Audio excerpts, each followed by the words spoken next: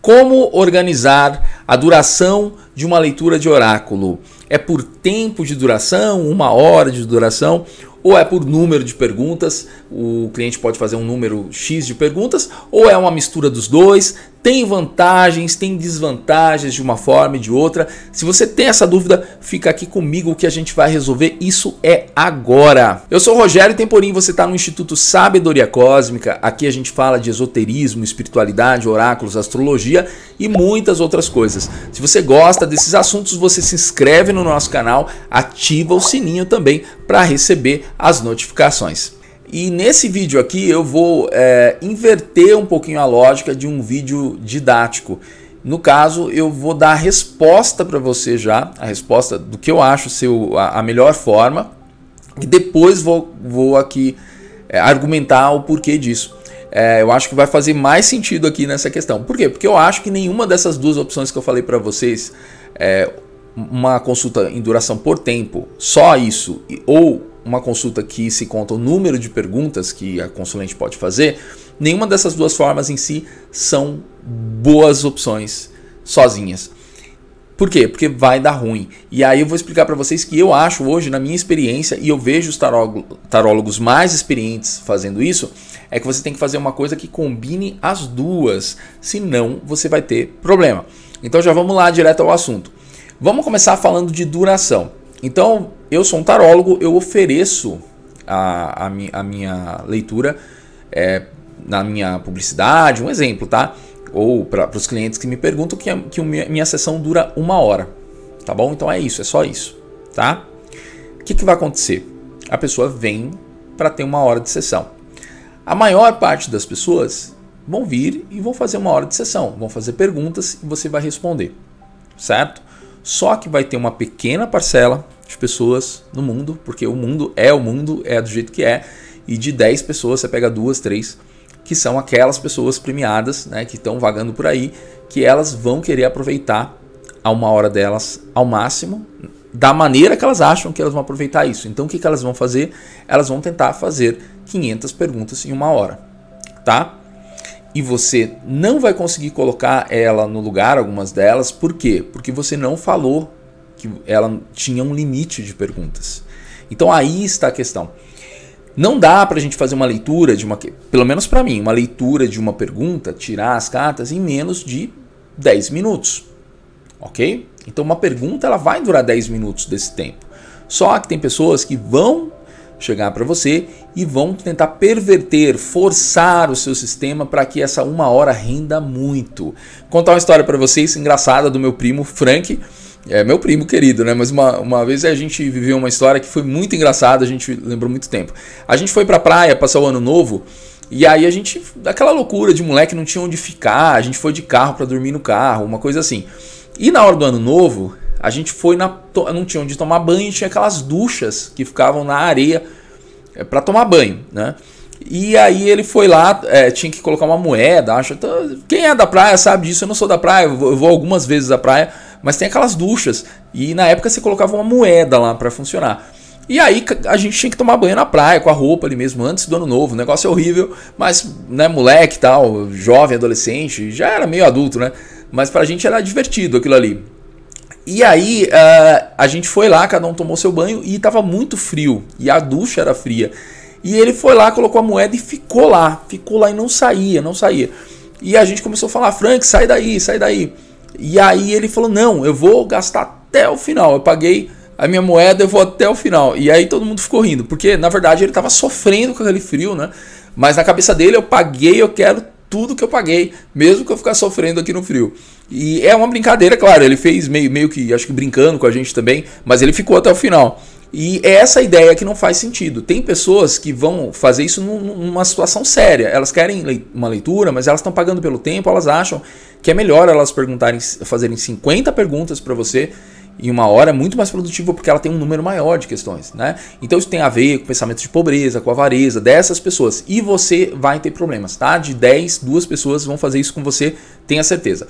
Então, o que eu acho? Vamos para o outro lado agora. Número de questões. Você estipula que são 10 questões.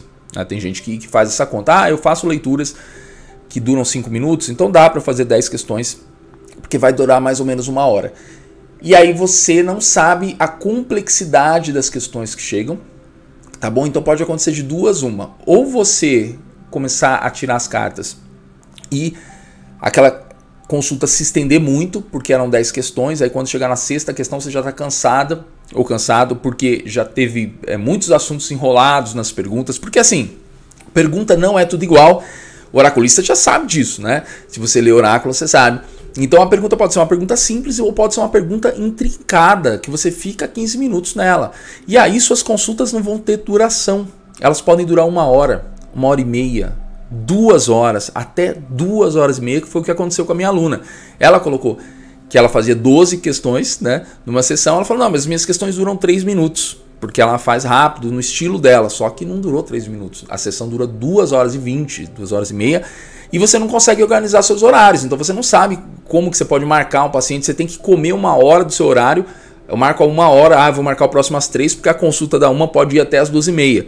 Então esse é um problema, pode ficar muito cansativo. E o contrário também. Então você oferece 5 questões e quando você vai ler a coisa flui tão rápido que a consulta fica 20, 25 minutos, certo? Então o que acontece?